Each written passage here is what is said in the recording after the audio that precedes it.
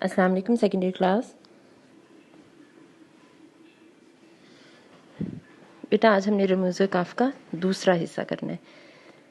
इससे पहले लेक्चर में आपको 3 रमूज़ काफ़ जो हैं वो करवा दिए गए और इसका बताया भी कि रमूज़ काफ़ जो हैं वो बुनियादी तौर पर ऐसी अलामात होती हैं, ऐसे ठहराव होते हैं, तवक्कुफ़ होते हैं कि जो हम कुछ तहरीर करते हैं तो उसका हिस्सा बनाए जाते हैं। ठीक है, आपने सक्ता, वक्फ़ा और राब्ता ये 3 पहले हिस्से में कर लिए। आज जो है वो हम बाकी के कुछ रमूज़ काफ़ करेंगे। अब इसमें जो है वो तफसीलिया, इसके साथ इसकी अलामत दी गई है। तफसीलिया जैसे हम इसके नाम से ही ज़ाहिर है कि जिसमें किसी चीज़ की वजाहत आ रही होती है, तफसील आ रही होती है।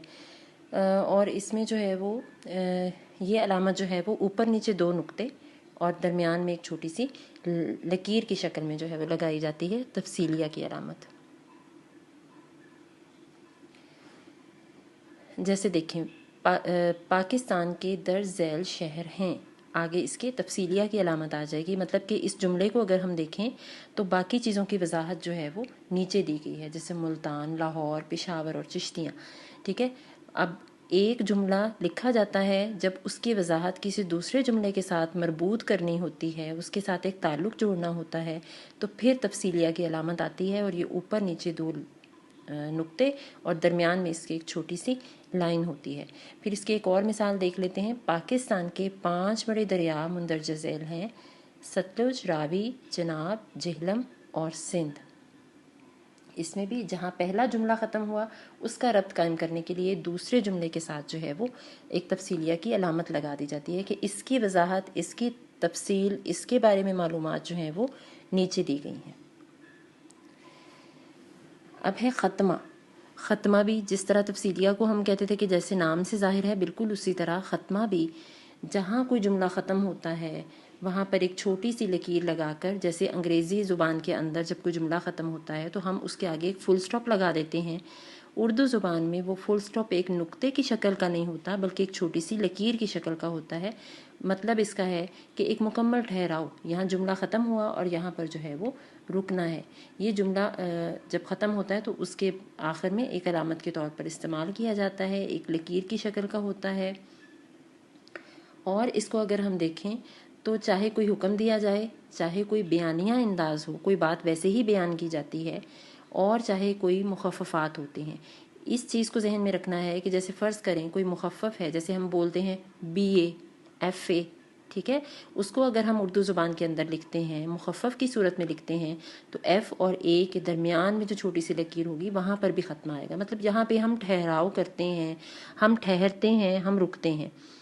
ठीक है, मुखफ़फ़ात में, बयानिया जुमले में, और अगर कोई इनकार नहीं का जुमला होता है, कोई हुक्म का जुमला होता है, तमाम किस्म के जुमले में इख्तिताम पर जो है वो एक छोटी सी लकीर को हम ख़त्मा बोलते हैं।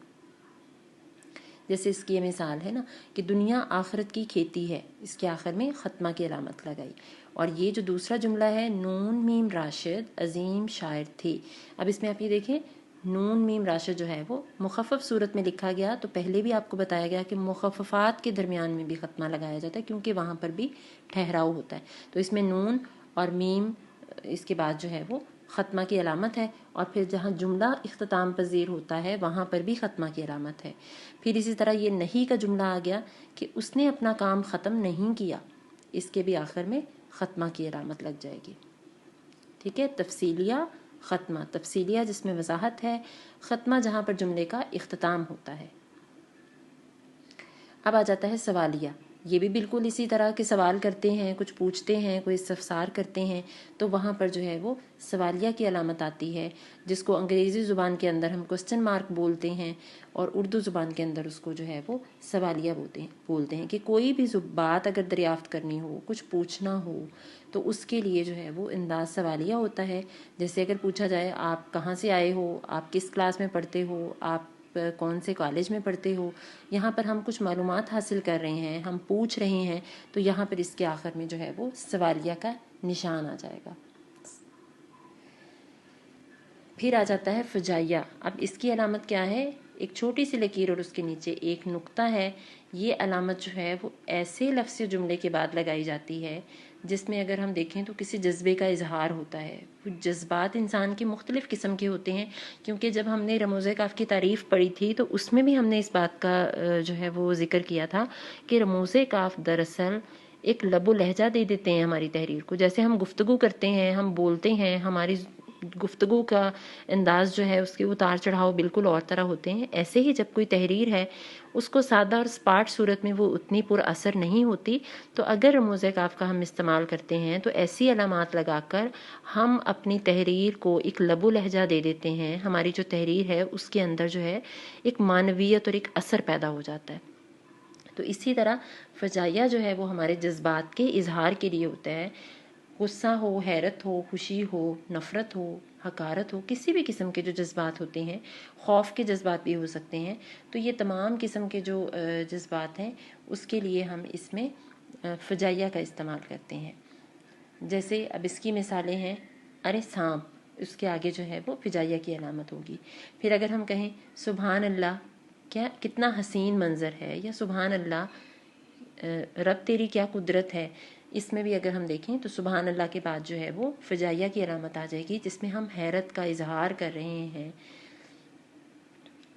پھر آ جاتا ہے واہ ہم جیت گئے، یعنی خوشی کا اظہار ہو رہا ہے، تو یہاں پر بھی واہ کے بعد جو ہے وہ اس کی فجائیہ کی علامت آ جائے گی. پھر اگر ہم اظہار کرتے ہیں آہ وہ بچ نہ سکا، اس میں ہم تاسف کا، افسوس کا اظہار کر رہے ہیں، تو اس کے اندر بھی جو ہے وہ فجائیہ کی علامت آ جائے گی. پھر آ جاتے ہیں ندائیہ کی طرف. اب آپ یہ دیکھیں فجائیہ کی علامت بھی وہی ہے، ندائیہ کی علامت بھی وہی ہے. اگر آپ کو MCQs میں اس میں کچھ آتا ہے تو آپ کو علامت لگانے کے لیے ذہن میں رکھنا ہوگا کہ ان دونوں کی علامت ایک ہے. وہاں اگر ہم دیکھیں تو اس کے اندر مختلف قسم کے جذبات کے اظہار کے لیے جو ہے وہ اس کی علامت استعمال ہوتی ہے، اور یہاں پر اگر ہم دیکھیں تو یہ علامت فجائیہ والی ہی ہوتی ہے، لیکن یہ علامت ایسے الفاظ کے آخر میں استعمال کی جاتی ہے جن میں کسی کو مخاطب کرنا ہو، کسی کو بلانا ہو، پکارنا ہو. ٹھیک ہے، جیسے ہم کہتے ہیں جناب عالی، آپ درخواست لکھتے ہیں، اس کے اندر جب جناب عالی آتا ہے تو آپ اس کے اندر جو ہے وہ ندائیہ کی علامت. تخاطب میں یہ علامت استعمال ہوتی ہے، جبکہ فجائیہ کس میں استعمال ہوتی ہے؟ وہ جذبات کے اظہار میں. مختلف قسم کے جو ایکسپریشنز ہوتے ہیں، جذبات ہوتے ہیں، وہ اس کے اظہار کے لیے استعمال ہوتی ہے. لیکن جو ندائیہ ہے وہ جب ہم نے کسی کو مخاطب کرنا ہوتا ہے، بلانا ہوتا ہے، پکارنا ہوتا ہے، وہاں استعمال ہوتی ہے. جیسے خواتین و حضرات ایک ضروری اعلان سنیں، یہاں پر بھی خواتین و حضرات ہم ان کو تخاطب ہے اور اس کے آخر میں جو ہے وہ ندائیہ کی علامت استعمال ہو جائے گی. اسی طرح جناب عالی کے آخر میں بھی ندائیہ کی علامت استعمال ہو جائے گی. ٹھیک ہے، بہت آسان ہے یہ جتنے بھی اس کی علامات ہیں. اب فجائیہ اور ندائیہ کو تو آپس میں موازنہ کر کے اس کو اچھے سے سمجھ لیں، اور اسی طرح جو ہے وہ ختمہ ہے، سوالیہ ہے، تفصیلیہ ہے. تو ان جو رموز کاف ہیں ان کو سمجھنا ہے کہ یہ کیسے ہماری تحریر کو ایک اثر دے دیتے ہیں، ایک معنویت دے دیتے ہیں، اور آخر ان کا ہونا جو ہے وہ کیوں ضروری ہے، تاکہ آپ کی تحریر جو ہے وہ بہت مؤثر انداز میں آپ کے اوپر جو ہے وہ اثر کرے. اس کے اندر یہ علامات کا ہونا جو ہے وہ ضروری ہے. ٹھیک ہے بیٹا، اللہ تعالیٰ آپ کا حامی و ناصر.